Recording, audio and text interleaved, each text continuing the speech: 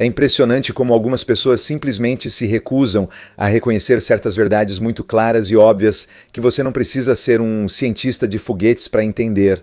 Piers Morgan é um deles.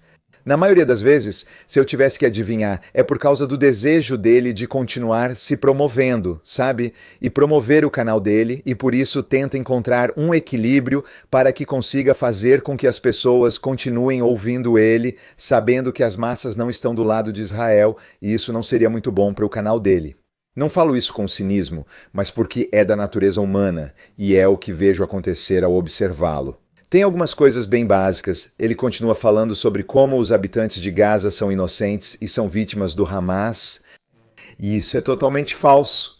Existe um motivo pelo qual Gaza foi tomada pelo Hamas, mas não houve outros lugares, inclusive no mundo árabe, claro, não no mundo ocidental, mas também não no mundo árabe, que foram tomados pelo Hamas.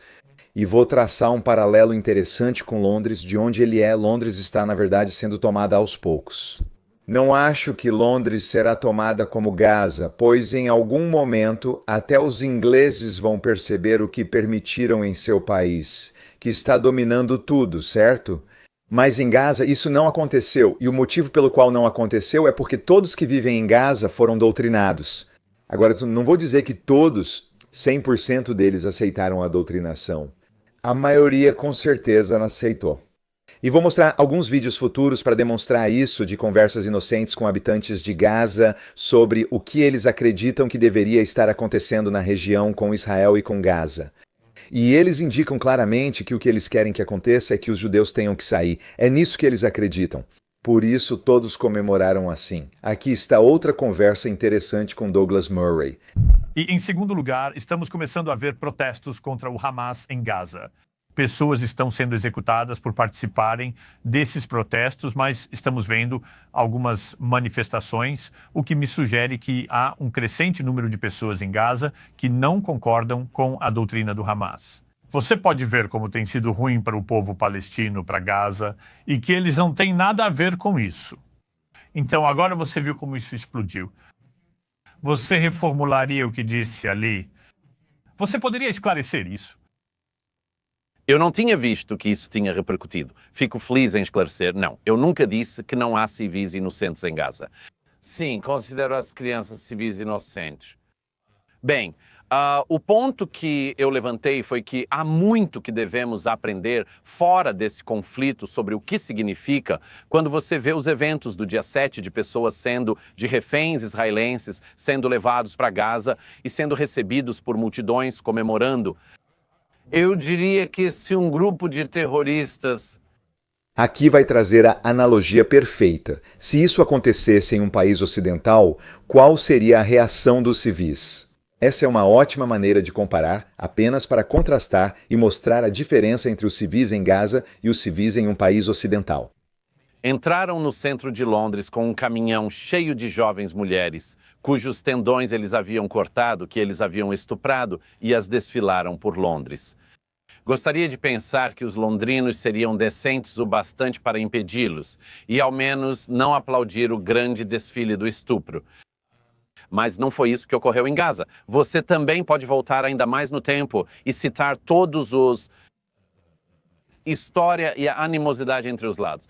Mas você sabe, os cidadãos de Gaza realmente tiveram uma escolha depois da retirada de todos os judeus de Gaza por Israel em 2005. Eles realmente puderam escolher em quem votar. Talvez de forma imprudente, o governo de George W. Bush pressionou por eleições em Gaza. Como temiam a autoridade palestina e outros, o Hamas venceu as eleições e nunca mais houve outra. O Hamas, obviamente, usou os 18 anos que teve para governar mal Gaza e não para criar um Estado palestino próspero. Eles poderiam ter criado, não para isso, mas para doutrinar seus filhos no ódio, para construir túneis onde escondem seus mísseis e não seus civis.